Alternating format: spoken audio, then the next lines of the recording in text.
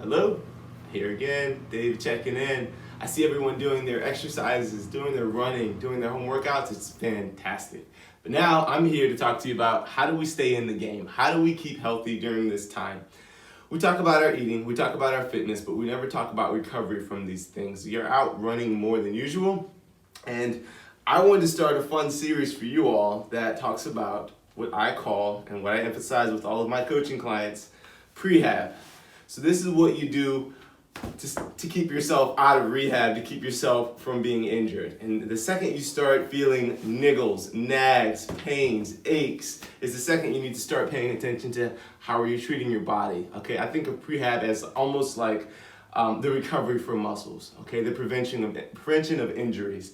Today we are going to start at the foot. This is one of the most important parts of the kinetic chain. This is the first thing that touches the ground when you do any movement. When you run, when you do your WOD, your workout of the day, when you get out of bed and stand up. This is the very first chain here. We're gonna start at the foot, all right? So let's talk about the foot. My feet are battle worn, okay? So I spend a lot of time taking care of my feet. You know, wiggling my toes, making sure they're alive. Don't look at my nails, they're not pretty right now. However, the foot is made up of an arch. Some people have higher arches, some people have flatter arches, and you have an ankle. The foot and the ankle it's a stability joint, but it's also a mobility joint. It's made to move. The knee is a stability joint. This is the motion you're supposed to get out of the knee, forward and back. The foot, the ankle, the arch, they're alive. They move, they flex, they pronate, they supinate. So what are some things that you can do to help protect your feet? Well, I'll tell you what, one of the easiest things that you can do daily. I have this thing here called Emoji .2 Running sells them.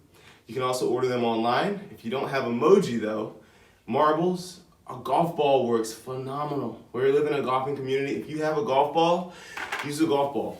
Put that thing down there and you just roll.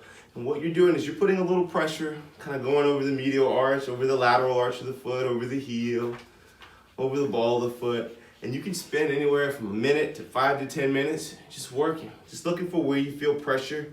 You may feel some in the therapy world they call them like Rice Krispies. You may feel some little knots in there, and you're just taking that muscle tissue, you're promoting blood flow, you're kind of breaking up some of the tight spots there. And you can really get down on the heel. Ooh, that feels good. Following that, after you do about 5 minutes on each foot, it's a great idea to go into what I call static stretching. So this is more relaxing the tissue, getting blood flow. This is called SMR, self-myofascial release.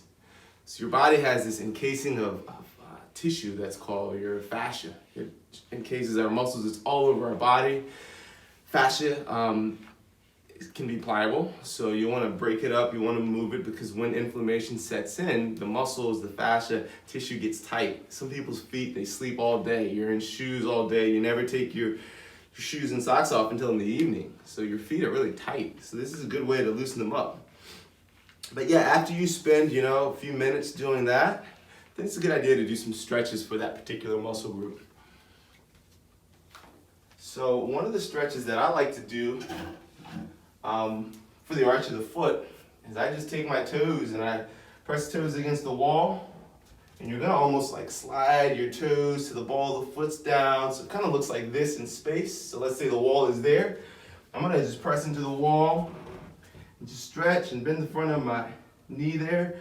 But I'm getting all of this stretch, I'm getting the arch of the foot stretched out, and you can hold that for 30 seconds to a minute. I actually feel it in my Achilles, it's great. So you can do that stretch. You can do back leg in the back, toes are straight ahead, keeping that back heel down. Back heel stays down, knee is locked out. Bending your front knee to get a stretch. You're bending your front knee, but the stretch you should feel back through the calf, the Achilles. This is stretching the calf muscle, that's called the gastroc. And you just hold that for 30 seconds to a minute. And then the next stretch, you stay in the same position. You just bend the back knee down. So we're gonna think about keeping heels down, and we just unlock the back knee. That will give you more of a stretch down through your soleus, also the Achilles and the foot. And you just hold that for about a minute relax. Moving the ankle around, another great stretch. Heel flat, kind of walking it up. That's a great stretch. And then you just hold that there. Another great thing I want to talk about is a lot of times we like to focus on the area that's aggravated. Meaning we may focus on tightness in the foot, but tightness in the foot may not only be from the shoes and the foot. It may actually start higher. Okay, a lot of the muscles originate at a certain point and then they insert further down the legs. So you may be having plantar fasciitis, you may be having tight Achilles, tight calf, tight foot here, but it all comes up from here. So this is a stick. This is a tool I use. It's called the stick. It's got little beads on it. It's fancy, fancy, fancy. If you have a rolling pin that you knead bread with, that works just as well. So we're focusing on the foot, but let's put attention above where we're having issues. So I want you to identify in the calf where you're feeling tight spots. For me, I feel something right here. So I'm gonna just press and hold for 30 seconds. And then after that, you move to the next spot. You're just loosening up the muscles. Guys, you can do this while listening to the news. You can do this while listening to an audiobook. You can do this literally while you're waiting for your food to cook. Make time for these things. They're too easy not to benefit from them. Spend a little time doing that. All right, those are going to be modalities that you can use to loosen up the arch in the foot throughout your day. Spend time with that. I have a lot of clients that get plantar fasciitis, and when they actually do that stuff religiously, it helps. It helps a great deal. Now we're going to talk about what are some things you can do for the foot that help strengthen, help work on stability, help give you more kinesthetic awareness. One of the things is very simple. You just take your shoes off when you get home and you walk around the house barefoot. If you're not doing that, another great one of my run coaches, Stephanie, she does this a lot with her athletes. Foot taps. You're just sitting and you're just tapping. You can do this, you can do doubles. It looks silly, but actually what you're doing is you're strengthening the tibialis anterior, which is the front of the shin there. There's a muscle there, and you're just tapping. You're waking up your ankles, you're getting blood flow. But when you do about 100 to 200 of these taps, this muscle actually starts to burn and it gets stronger. Once that muscle gets stronger, that muscle actually offsets your steps when you're running and when you're walking. This is the muscle that when it gets fatigued, you start to slam your foot. So these foot taps help develop that muscle endurance. Another beautiful technique that everybody knows about is calf raises. So you just go up on your toes and back. Up and then back slow. You could do up one like a dancer. You could do toes out, up and pause, back slow.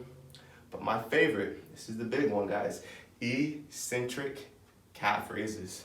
So you go up with 2 toes, you shift your weight to 1, and then you lower slow.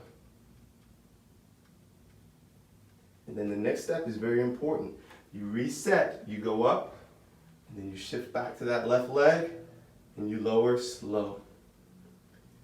You are taking your muscle, you're taking your Achilles tendon, you're teaching it to control the body weight, but the lowering phase. So usually the muscles are very strong with concentric contraction, so contracting while it's shortening. The issues happen when the muscle can't contract when it's being lengthened the correct way. So this is stimulating that, teaching your body how to control itself and develop strength through the tendon while stretching. Eccentric muscle contraction is what that is called. Now we're going to move on to some that take a little more work. I love this. This is a stretchy band. Don't worry, I'll show you a way you can do it without this. You have it anchored to something. I'm just going to put it on the table for the sake of this demo, but at home, use a bedpost. So you're sitting, step back, and you're going to keep your foot still, and then you just pull back to you, and then relax. And you do about 20 of those. That's going to strengthen, once again, this muscle in the front of the shin. So you do about 20. You do 2 to 3 sets of 20. Another one is you go the opposite way. Boom, here. And you're going to think about keeping your knee and hip locked in. They're still. we let our foot relax, and then we pull our foot out into space. Boom. Relax, and then out into space. Now for the sake of the video, I'm going to switch feet just so you can see, but you would do this on the same foot. So you're going to pull in. So you're out here, same thing. Knee, hip stays still. The arch of the foot relaxes, and you're pulling in. Relaxing and pulling in. All about slow, meditated movement. Okay? These stretchy bands, you can order them on Amazon. You can get them at most running stores. Dick's Points 2 carries them. They're just called stretchies, like TheraBand. TheraBand, T-H-E-R-A-B-A-N-D is the name of the company that makes a great brand of them. Now here's what you do at home. This is lovely. So I'm going to use this massage table as an example. I do this in bed, and my girlfriend doesn't even know that I do this when we're relaxing. But what you're going to do is you lay down on your stomach in bed at night, and you work your way to the bottom of the bed. Legs are straight, and you just pull your toes to the top of the bed, and you hold for 5 seconds, and then relax. And you just hold for 5 seconds, and you relax. That pressure against the front of your foot is giving you what's called an isometric contraction. So you're working on muscle endurance of the ankle by pressing into the bed as you're laying down. Doesn't take any fancy equipment. Those are some things that you can do that'll help loosen up the foot, strengthen the ankle musculature. Great, it's easy stuff to do. The other thing that I want everybody to do is if you have shoes, get a couple sets. Have a set that you run in and you strictly do just running. Have a set that you walk in for walking. You can have a set of shoes that you have when you're out shopping, but mix up your shoes. Shoes tend to wear differently based on the activities that you're doing. So when I run, my run shoes wear differently than my walking shoes. Change them out. When you start having nags in the joints, the first thing to do, look at your shoes, look at your habits, look at what you're doing, okay? One of the issues that pops up with home workout routines is that we do the same things, so our body gets the same stress. So you gotta introduce new stressors for certain movements that give you pain to break it up to give your body a chance to recover. I hope this stuff is super helpful. There's more information available on our blog at PESFIT.com. You can send us messages there or on our Instagram at PESFitGym. Send us emails, send us messages. That was some short things that you can do for the ankle. We'll cover other body parts later on. Have a great day. Keep yourself healthy.